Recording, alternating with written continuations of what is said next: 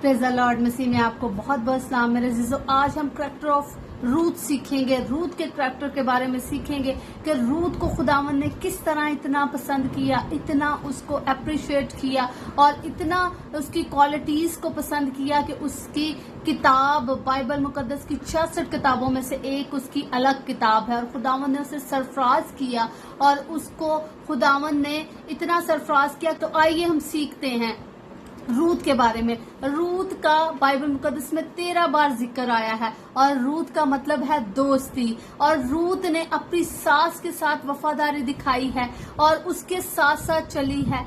जब नोमी अपने घर को वापस आ रही है, यानी उसकी सास, तो उसने कहा कि अपनी बहुओं को, उसकी 2 बहुएं थे, कि आप अपने घराने को लौट जाओ, आप लोग जाकर अपने घराने में, अपने इलाकों में शादियां कर लो, क्योंकि मेरे पास बेटे नहीं है। उसके बेटों की भी डेथ हो चुकी है, उसके हस्बैंड की भी डेथ हो चुकी है और वो अपने मुल्क इसराइल को वापस जाने को है। लेकिन रूथ ने क्या किया, उसने कहा नहीं, मैं तेरे साथ रहूंगी, मेरे साथ ऐसा न कर, तू मेरी माँ है, माँ की तरह तूने मेरा ख्याल रखा है, अब मैं तेरी बेटी हूँ और मैं बेटियों की तरह तेरा ख्याल रखूंगी और तेरे साथ रहूंगी। और उसकी इस क्वालिटी को खुदावंद ने पसंद किया कि उसने अपनी सास के साथ वफादारी दिखाई है, वो उसके साथ चल उठी है। वो उसके लोगों को नहीं जानती, वो इसके इलाके को नहीं जानती, लेकिन उसने एक बेटी होने का फर्ज निभाया है। उसकी सोल जो है वो नोमी के साथ, उसकी सास के साथ जुड़ चुकी है और उसने बेटी की तरह उसका साथ दिया है। और रूथ जो है वो सरफराज की गई है खुदावंद की नजर में। जब हम देखते हैं रूथ पहला उसका बाप, उसकी 16 आयत, तो वहां लिखा हुआ है, रूथ ने कहा तू मिन्नत ना कर, मैं तुझे छोड़ूं और तेरे पीछे से लौट जाऊं, क्योंकि जहां तू जाएगी मैं जाऊंगी और जहां तू रहेगी मैं रहूंगी।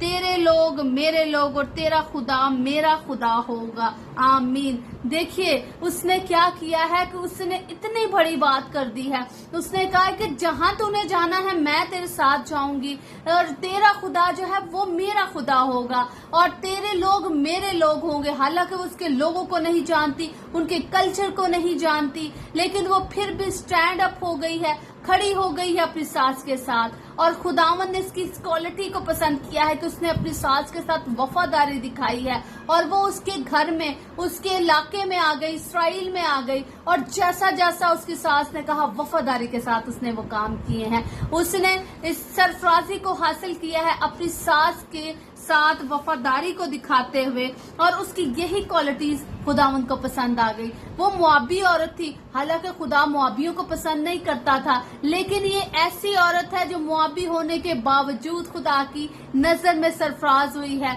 ये दाऊद बादशाह की परदादी थी और उसकी नस्ल जो है, जब हम नसबनामा पढ़ते हैं तो यीशु मसीह के नसबनामे में भी रूथ का जिक्र मिलता है। तो मेरे अजीजों, जब हम खुदावंद के साथ जुड़ते हैं, जब हम उसके लोगों के साथ मोहब्बत करते हैं, तो खुदावंद हमें सरफराजी देता है। हमें सबसे पहले क्या सीखना है, हमें अगर सरफराज होना है तो हमें 3 स्टेप्स जो हैं उनको फॉलो करना पड़ेगा। और 3 स्टेप्स क्या हैं जो रूथ ने फॉलो किए हैं, वो है, उसने सबसे पहले वफादारी दिखाई है अपनी सास के साथ, उसके साथ साथ वो चली है और उसके बाद से ताबियादारी दिखाई है। वफादारी ये दिखाई उसने कि वो उसके साथ चली, वो उसके इलाका, उसके घर, उसके शहर में आ गई और उसके खुदा को खुदा माना, उसके लोगों को अपना माना। और उसने ताबियादारी कैसे दिखाई है, उसने जब उसे कहा कि बॉयज के साथ शादी कर ले, हालांकि बॉयज उससे एज में बहुत बड़ा था और लेकिन वो जिम्मेदार था, एक वहां का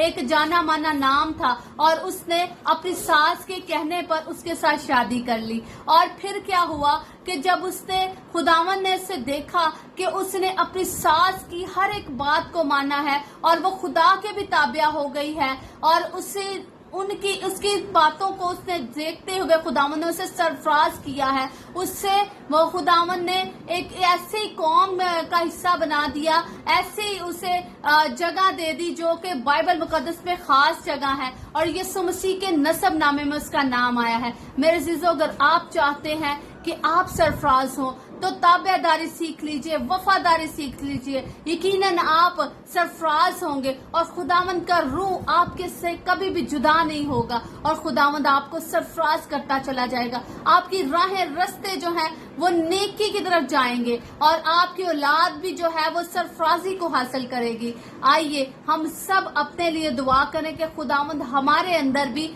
روت جیسی وفاداری، روت جیسی تابعداری دے دے تاکہ ہم بھی سرفراز ہوں۔ آمین۔